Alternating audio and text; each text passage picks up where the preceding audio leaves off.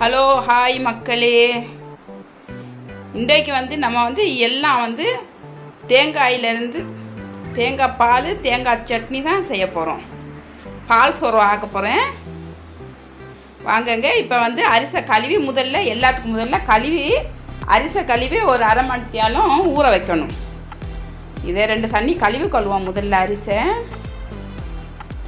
நல்லபடியாக நசிச்சு 2 தண்ணி கழுவி கொள்ளணும். 2 தண்ணி அலசியாச்சுங்க. இங்கே பாருங்கள், இன்னொரு தண்ணி அலசி கொடுத்துருவேன்.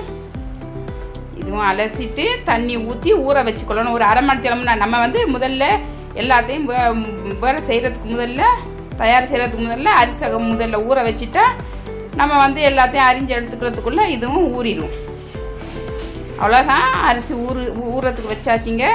இப்போ தேங்காய் இருக்குது. 2 தேங்காய் எடுத்திருக்கிறேன். பால் எடுக்கணும், சட்னிக்கும் தேங்காய் வேணும். இப்போ 2 தேங்காய் நான் உடைச்சி காட்டுறேன்.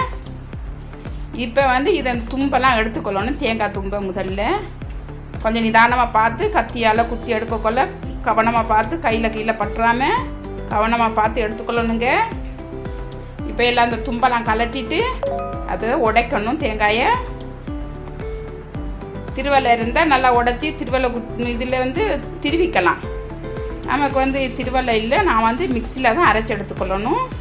நான் எடுத்துக்கலாம், மிக்ஸி அரைச்சி எடுத்துக்கொள்கிறேன். தும்பு முதல்ல கலட்டிக்கொள்ளணும். எல்லா தும்பையும் கலட்டியாச்சுங்க. இங்கே பாருங்கள், இப்போ உடைக்கணும். உடைச்சி தண்ணியை எடுத்துட்டு இந்த சிரட்டையெல்லாம் கலட்டணும். மேலால் சின்ன துண்டை எடுத்து சிரட்டையெல்லாம் கலட்டி நான் மிக்ஸியில் போட்டு அரைச்சி கொள்ளுவேன். திருவுறதுக்கு இருந்தால் நல்லபடியாக திருவிக்கொள்ளலாம். துருவுறது இருந்தால் நல்லா திருவிக்கலாம். திருவலை குத்தி இருந்தால் அவ்வளோதான். இப்போ பாருங்க, எடுத்தாச்சு. எல்லாம் சிரட்டை கலட்டிட்டேன். இப்போ இதை சின்ன துண்டை அரிஞ்சு கொள்ளுவோம். சின்ன துண்டை அரிஞ்சு கொள்ளணுங்க. எல்லாத்தையும் அரிஞ்சு எடுத்துட்டு இதை மிக்சியில் அரைச்சி எடுத்துக்கொள்ளணும். இவ்வளோ போதும். இவ்வளோ மிஷினில் போடுறது தானே. இந்த மாதிரி சைஸில் இருந்தால் போதும். அரைப்பட்டுரும். மிஷினில் போடுறது தானே அரைப்பட்டுரும். நல்லா அழகாக இப்படியே வட்டி எடுத்துக்கொள்ளணும் எல்லாத்தையும். சட்னியும் தேங்காய் சட்னி தான். சோறும் பால் சோறு, தேங்காய் சட்னி, மீன் பொரியல் சூப்பராக இருக்குங்க. காம்பினேஷன் இதுக்கு மீன் பொரிக்கிறேன். பாருங்கள், ஒன்றா நான் காட்டுறேன். வீடியோ அழகாக வீடியோ பாருங்கள். எல்லாம் வீடியோ முழுசாக பாருங்கள். பார்க்குறவங்க கண்டிப்பாக லைக் சப்ஸ்கிரைப்ஸ் வீடியோ பார்த்துட்டு செஞ்சு கொள்ளுங்கள். லைக் சப்ஸ்கிரைப்ஸ் மறக்காதீங்க. வெங்காயத்தை அரிஞ்சாச்சு. இப்போ இஞ்சி அதிகமாக எடுக்கலை. நான் இஞ்சி கொஞ்சமாக தான் எடுத்துக்கிறேன். சின்ன ஒரு துண்டு இஞ்சி துண்டு எடுத்தாச்சு. அதையும் சின்ன நறுக்கி கொள்ளணும். நம்ம இதை அரைக்கக்கூடாதுங்க. அரைச்சா அதில் ருசி வேறே ஆகிடும். இதை சின்ன மங்கு சின்ன துண்டாக நம்ம கட் பண்ணி எடுத்துக்கொள்ளலாம். இதையும் கட் பண்ணியாச்சு. இப்போ பூண்டையும் சின்னதாக அப்படியே கட் பண்ணிக்கலாம். பூண்டை அவ்வளோ மங்கு அறிய தேவையில்லை. 2 3 அப்படியே கட் பண்ணிக்கிட்டால் சரி. பூண்டையும் கட் பண்ணி கொள்ளணுங்க. பூண்டு கொஞ்சம் அதிகமாக தான் எடுத்துக்கொள்ளணும். இஞ்சை விட பூண்டு கொஞ்சம் அதிகமாக எடுத்துக்கொள்ளணும். பூண்டையும் எடுத்தாச்சு. பூண்டையும் அரிஞ்சாச்சுங்க.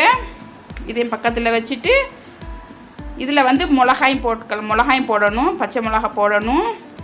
பச்சை மிளகா நான் இது வீடியோவில் தெரியலை. நான் போட்டது பச்சை மிளகா போட்டது வீடியோவில் தெரியலைங்க. பச்சை மிளகா போட்டுக்கொள்ளுங்க. மறக்காமல் பச்சை மிளகா போடணும். இதில் நான் வீடியோவில் காட்டலை, மறந்துட்டேன் வீடியோவில் காட்டுறதுக்கு. இது புதினாங்க. புதினா கருவேப்பிலை இது 2யும் எடுத்தாச்சு. இப்போ நம்ம தேங்காய் பால் இருக்கு இல்லையா. இப்போ பாலை கொதிக்க விடக்கூடாது. பச்சையாக தான் இதெல்லாம் நம்ம பச்சையாக போட்டுக்கொள்ளணும். அடுப்பை பற்ற வச்சு கொள்வோம். முதல்ல சட்டியை வைக்கணும். சட்டியை வச்சாச்சுங்க. எண்ணெய் தேவையில்லை, எதுவும் தேவையில்லை. பாலை முதல்ல ஊற்றிக்கொள்ளணும். எண்ணெயும் தேவையில்லை, இதுக்கு எதுவும் தேவையில்லை. கடைசியில் கொஞ்சம் நெய் போட்டுக்கலாம். இப்போ தேவையான தண்ணியும் ஊற்றிக்கொள்வோம். நமக்கு அரிசி எவ்வளோ இருக்குதோ அதுக்கு தகுந்த மாதிரி உலைக்கு தண்ணி வச்சுக்கொள்ளணும். இஞ்சியும் போட்டுக்கொள்வோம். பூண்டு நறுக்கின பூண்டு, கருவேப்பிலை, வெங்காயம், புதினா இதில் இருக்குது பாருங்கள். கருவேப்பிலை, வெங்காயம், புதினா எல்லாத்தையும் போட்டு அதில் போட்டு கொதிக்கையும் தேவையில்ல. பால் சும்மா பச்சையாக தான் போடணும். இதெல்லாம் வதக்குறதும் இல்லை, எண்ணெய் ஊற்றி வதக்கியும் தேவையில்லை, ஒன்றும் இல்லை. பாலில் தான் எல்லாத்தையும் கலந்து விடணும். இப்போ பட்டை கொஞ்சம் அதிகமாக தான் எடுத்துக்கொள்வேன். நான் கொஞ்சம் அதிகமாக தான் போட்டிக்கிறேன். பாருங்கள், அந்த வீடியோவில் தெரியுது பாருங்கள் நான் எவ்வளோ போட்டிக்கிறேன்னு சொல்லிவிட்டு. நான் அரிசி ஒரு கொத்து அரிசி எடுத்துருக்கிறேங்க. இப்போ பிரியாணி இலையும் போட்டுக்கலாம். ஏலக்காயும் போட்டுக்கலாம். ஏலக்காய் கொஞ்சம் போடணும், நல்லா வாசனையாக இருக்கும் ஏலக்காய். இது வந்து கண்டிப்பாக மறக்காமல் போட்டுக்கொள்ளுங்க. என்னென்னு சொல்லுங்கள், இது வந்து பெருஞ்சீரகம், சோஃபுன்னு சொல்லுவாங்க இல்லையா, பெருஞ்சீரகம் அதுவும் போட்டுக்கொள்ளணும். ருசிக்கு தகுந்த மாதிரி உப்பையும் போட்டுக்கொள்ளணுங்க. கொதிக்கிறதுக்கு முதல்ல பால் கொதிக்க தேவையில்ல, கொதிக்கிறதுக்கு முதல்லையே நம்ம வந்து எல்லாத்தையும் உடனே ஒன்றுக்கு ஒன்று பின்னாடி போட்டுக்கொள்ளலாம். இப்போ மஞ்சத்தூள் கொஞ்சமாக தூக்கிறேன் பாருங்கள், கொஞ்சம் அதிகமாக போடக்கூடாது, சும்மா கலருக்காகத்தான் கொஞ்சமாக போட்டுக்கொள்ளணும். அதிகமாக கலர் மஞ்சள் ஆகிடும், நல்லா இருக்காது, அதிகமாக போடக்கூடாது. இப்போ கொஞ்சம் நெய்யும் போட்டுக்கலாம், நெய் தேவையான அளவு போட்டுக்கலாங்க. எவ்வளோ தேவையான நமக்கு நெய், நான் வந்து 2 கரண்டி இல்லைன்னா 3 கரண்டி அவ்வளோதான் போடுவேன். நான் 2 கரண்டி போட்டிருக்கிறேன். நான் வீட்டில் உரிக்கின நெய் அதுவும் போட்டாச்சுங்க. இப்போ வந்து மூடி விட்டு கொஞ்சம் நேரம் சும்மா சூடாகட்டும், லைட்டாக சூடாகட்டும். சும்மா பால் சும்மா லைட்டாக சூடாகட்டும், அவ்வளோதான். சூடாகுது பாருங்கள். தண்ணி வந்து குறைய தெரியுது எனக்கு, இன்னும் கொஞ்சம் உலைக்கு தண்ணி ஊற்றிக்கொள்ளணும். அது சூடாக மட்டும் நான் போய் அரிசி தண்ணியை வடிச்சிட்டு வரேன். களி வச்ச தண்ணி, ஊற வச்ச தண்ணி இருக்கு இல்லையா, அரிசியை அந்த தண்ணியை வடிச்சிட்டு வந்துட்டேன். இப்போ வந்து நான் தண்ணி வந்து இந்த உலை வந்து கொஞ்சம் குறைவாக தெரியுது எனக்கு. நான் வந்து இன்னும் கொஞ்சம் தண்ணி ஊற்றிக்கொள்கிறேன். நீங்கள் அரிசை பார்த்து அதே கணக்குக்கு நீங்கள் தண்ணி ஊற்றிக்கொள்ளுங்க. இன்னும் கொஞ்சம் தண்ணி எடுத்துகிட்டு வரேன், தண்ணி ஊற்றிக்கொள்ளணும். இன்னும் கொஞ்சமாக தண்ணி ஊற்றணும். பாருங்கள், நான் தண்ணியை ஊற்றிட்டேன் இல்லையா. இப்போ வந்து கரெக்டாக வரும். இல்லைன்னு சொன்னால் கொஞ்சம் அரிசி பச்சை ஆகிரும். அவ்வளோதாங்க. இப்போ அரிசை போட்டுக்கலாம். அரிசி வடிச்சிட்டேன்னா அரிசை போட்டுக்கலாம். இப்போ சும்மா கொஞ்சம் லைட்டாக சூடாகட்டும், கொதிக்க தேவையில்லை, லைட்டாக சூடாகினா போதும். நான் வந்து இது ஒரு கொத்து அரிசிக்கு இந்த கணக்கு நான் போட்டிருக்கிறேன். நீங்கள் வந்து இன்னும் பாலையும் அதிகமாக எடுத்துக்கலாம். தண்ணி போடுற இடத்துல இன்னும் கொஞ்சம் பாலையும் கொஞ்சம் கட்டியாக ஊற்றிக்கலாம். பாலும் நான் வந்து கணக்கான இதில் ஊற்றிக்கிறேன். பால் எவ்வளோத்துக்கு போடுறோமோ அவ்வளோத்துக்கு நல்ல ருசியாக இருக்கும். அரிசி எல்லாத்தையும் கொட்டி கொள்ளுவாங்க.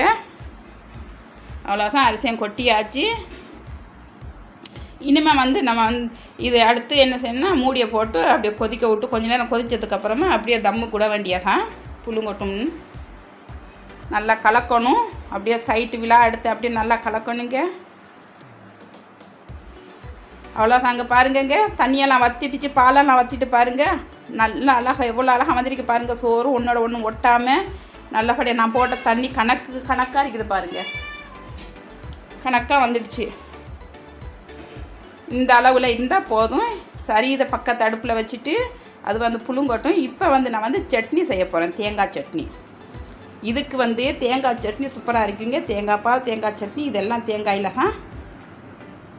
தேங்காய் சட்னி செய்கிறது கொஞ்சம் எண்ணெயை ஊற்றிக்கொள்ளுவோம். சட்டி காஞ்சிடுச்சு, எண்ணெயை ஊற்றிக்கலாம். இப்போ வந்து நான் கொஞ்சம் பூண்டு எடுத்திருக்கிறேன்.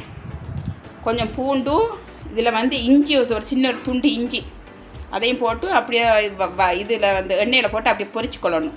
இஞ்சி நல்லா பொரியப்படணும், இல்லைன்னு சொன்னால் பச்சை வாசனை வரும், சட்னி வந்து நல்லா இருக்காது. இஞ்சி நல்லா பொரியணுங்க. வெங்காயத்தையும் போட்டாச்சு, இது பச்சை மிளகாயும் போட்டாச்சு.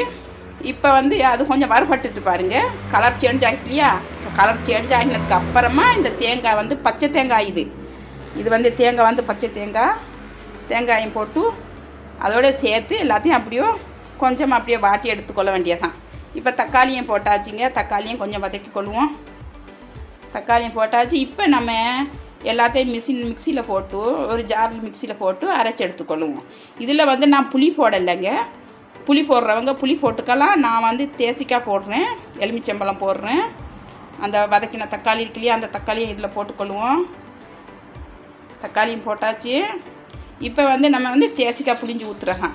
தேசிக்காயும் அதான் இது தேசிக்காய்னு சொன்னால் அது என்னதுப்பா, எலுமிச்சம்பழம் புளிஞ்சாச்சு. எலுமிச்சம்பழம் புளிஞ்சு விட்டேன். நான் வந்து 2 எலுமிச்சம்பழம் எடுத்திருக்கிறேன். 2 எலுமிச்சம்பழம். இதுக்கு வந்து புளி போடக்கூடாதுங்க. புளியை வந்து அந்த ருசி வரும், இந்த ருசி வேறையாக இருக்கும். இதில் ருசி நல்லா இருக்கும். தேசி புளி போட்டு பாருங்கள். எலுமிச்சம்பழம் சாறு போட்டால் தான் நல்லா இருக்கும்.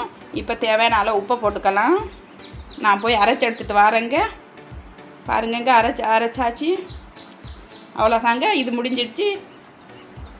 சட்னி அரைப்பட்டுட்டு பாருங்கள், ரெடி ஆகிட்டு, சட்னி ரெடி ஆகிட்டு. இப்போ வந்து நான் மீனை பொரிக்க போகிறேன்.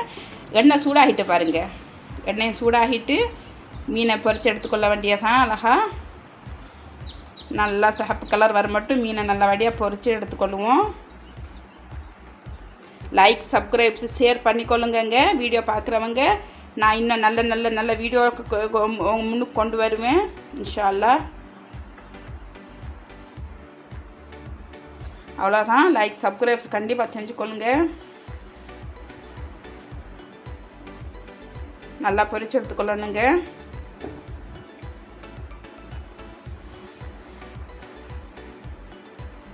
பொரி பட்டுட்டு மீனும் பாருங்கள், சட்டியில் ஒட்டாமல் எவ்வளோ அழகாக வந்திருக்கு பாருங்கள்.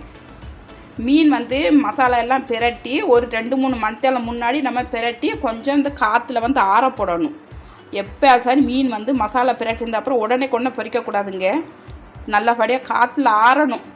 ஃபேனுக்கு கீழேயோ இல்லைன்னா வெளியில் காற்றுலையோ கொஞ்சம் நேரம் அப்படியே ஆறினா தான் மசாலா எல்லாம் அப்படியே கொஞ்சம் காஞ்ச மாதிரியே மசாலா எல்லாம் அதோட மீனோட ஒட்டி காஞ்சிடும். அதுக்கப்புறம் நீங்கள் வந்து எண்ணெயில் போட்டு பொரித்து பாருங்கள், எண்ணெயில் ஒரு மசாலா இறங்காது, எல்லா மீனோடையே பிடிச்சிட்டு இருக்கும், நல்லா இருக்கும். பிரட்டின உடனே பொரிக்கக்கூடாது மீன். பாருங்கள், மீன் பட்டுட்டு எடுத்துக்கொள்வோம். ஒன்றுன்னா நிதானமாக பார்த்து எடுத்துக்கொள்ளணும். அவ்வளோதாங்க, எடுத்தாச்சு. பாருங்கங்க, அப்படியே எல்லா மீனையும் பொரித்து எடுத்துக்கொள்வோம். வீடியோ ஷேர் பண்ணிக்கொள்ளுங்க. இன்னும் எதுவும் வெரைட்டி, எதுவும் வித்தியாசமான வெரைட்டி எதுவும் செய்யணும்னு சொன்னால் நீங்கள் கமெண்ட் பாக்ஸில் கமெண்ட் பண்ணிக்கொள்ளுங்க. நான் வந்து செஞ்சு காட்டுறேன், வீடியோ செஞ்சு எடுத்து போகிறேன் நான். அவ்வளோதாங்க, இப்போ இது பிளேட்டில் எடுத்துக்கொள்வோம். சோறும் முடிஞ்சிடுச்சு, மீனும் பொரிச்சாச்சு. சோத்தை போட்டுக்கொள்ள வேண்டியதான்.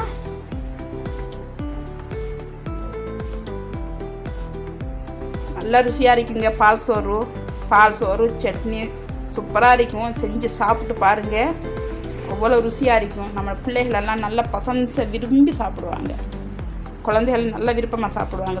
செஞ்சு பாருங்கள், செஞ்சு கொடுங்க. வீட்டில் பிள்ளைகளுக்கு செஞ்சு கொடுத்து பாருங்கள், நல்லா சாப்பிடுவாங்க. அவ்வளோதாங்க, மீனையும் வச்சாச்சு.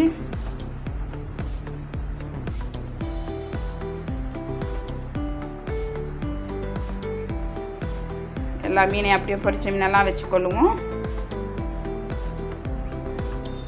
முடிஞ்சிடுச்சிங்க. அடுத்த வீடியோவில் சந்திக்கலாங்க.